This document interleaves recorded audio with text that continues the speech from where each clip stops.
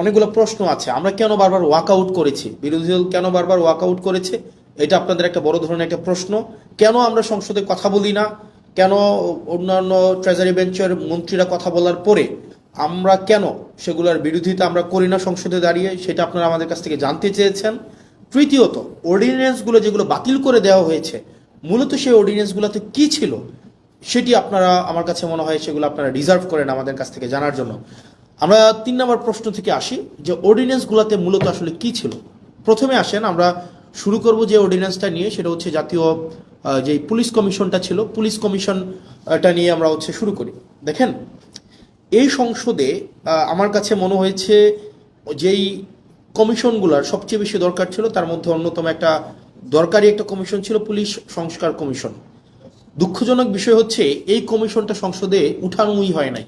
এই যে অর্ডিন্যান্সটা সংসদে উঠানোই হয় নাই, অর্থাৎ এটা আলোচনার জন্য এটার প্রয়োজন আছে কিনা বা এটা কতটা প্রয়োজন, জনগণের জন্য কতটা প্রয়োজন, এটা নিয়ে আলোচনা করার জন্য সংসদে উঠানোই হয় নাই। মানে পুলিশ এই অভ্যুত্থানের অন্যতম একটা স্টেক হোল্ডার।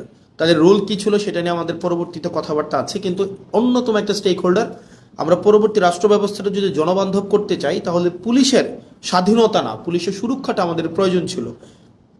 কিন্তু দুঃখজনক বিষয় হচ্ছে সেটা নিয়ে এই সংসদে কোনো ধরনের কথা সরকারি দল বলতে দেয়নি। সরকারি দল এই অর্ডিন্যান্সটাকে জাস্ট ল্যাপস করে দিয়েছে।